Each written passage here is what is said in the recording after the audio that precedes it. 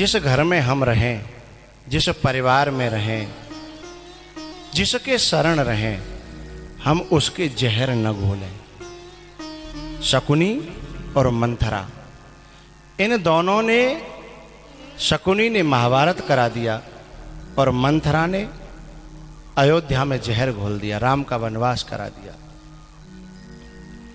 तो ये जो कालिया नाग था, जिस जल में रह रहा था, गांव की भाषा में कहें तो जा हड़िया में खावे और बई में छेद करे।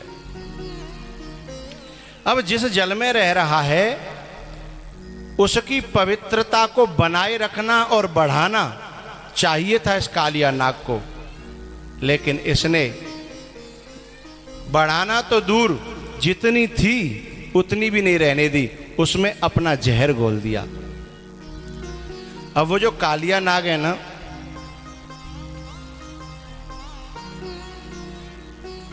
वो तो मर गया,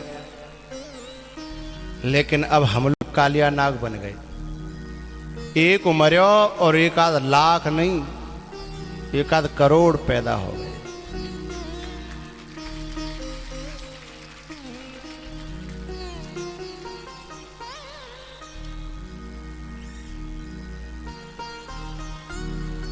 हमारे मंत्री जी आए हैं इसलिए हम शॉर्ट में बताए देते।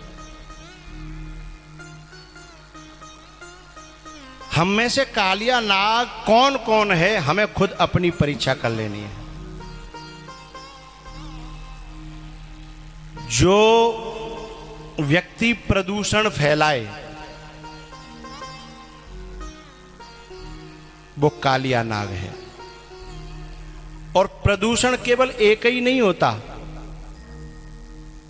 ध्वनि प्रदूषण,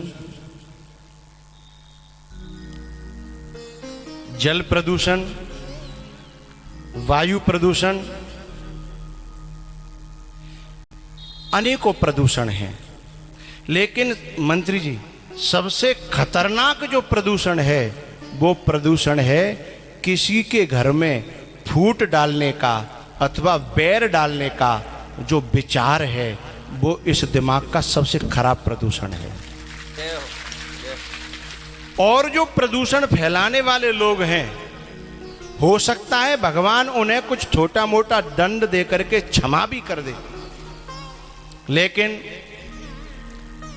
प्रदूषण फैलाने वालों में जो वैचारिक प्रदूषण फैलाते हैं, जैसे भाई भाई को आपस में भड़काने का प्रदूषण शुरू कर दिया, वायरस,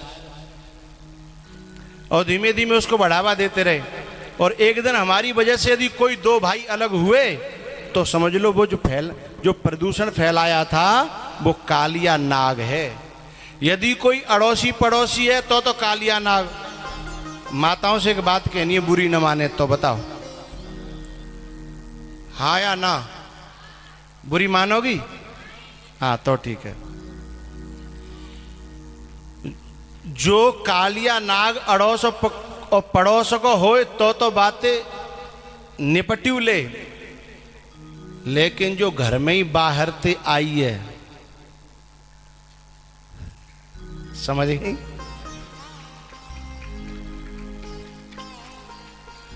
देखो जे ताली बजा रहे हैं तो ना बजा रहे। मैं समझ गया था कि तुम्हें बुरा लगेगा, ना लगी ना? हाँ देखो, वैसे कहवे में बुरा लगेगा, आदमी है तो कालिया नाग।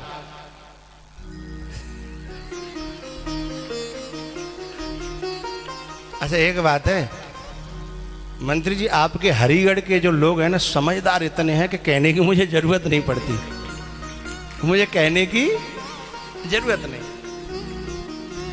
तो उन्हें तो खुशी रह रही है जो वास्तव में अच्छे व्यक्ति हैं और अच्छी नारी हैं, लेकिन जो हर समय जहर घोलती रहती हैं परिवार में, भैया भैया के प्रति, माँ बेटा में आपस में, बेटा को ऐसे जहर घोलेगी दिमाग में कि तेरी माँ न्यो, तेरी माँ न्यो, तेरो बाप।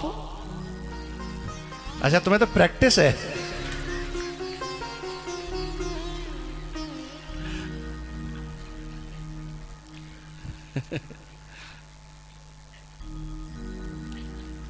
तो कालिया नाग कि हमारी अपने अंदर कोई वृत्ति हो, हमें लगे कि हमारी बात से कहीं दरार पड़ेगी, तो समझना ऐसा काम मत करना, नहीं तो कूदना।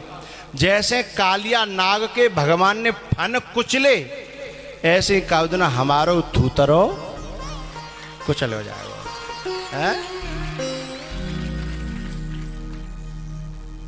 क्योंकि भगवान के यहां ऐसा कहा जाता है, देर है पर अंधेर, समय व्यतीत हो सकता है। उपनिषद कहती हैं अवश्यमेव भोक्तव्यम कृतम कर्म शुभाशुभम न भुक्तम क्षीयते कर्म कल्पकोटि शतैरपि अथवा जन्मकोटि शतैरपि। अवश्यम एव भोक्तव्यम, अपने कर्म का फल तो चाहे जन्म बीत जाए चाहे युग बीत जाए, कबऊ न कबऊ भोगनो ही पड़े वो।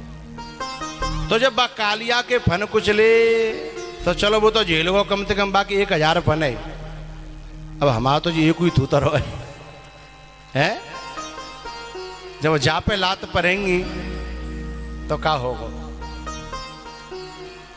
तो हम अपना प्रयास करें कि हमारे शरीर से किसी में भी किसी प्रकार का कोई प्रदूषण न फैल पाए। ये बीड़ी पिए हुए तो दिन रात वही काम कर रहे हैं। जो प्रदूषण है, वायु प्रदूषण इतना ज्यादा,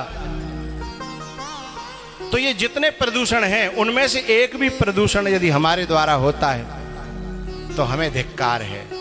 भगवान के यहां हम क्षमा नहीं हो सकते हैं। ये कालिया नाग की कथा का अर्थ है।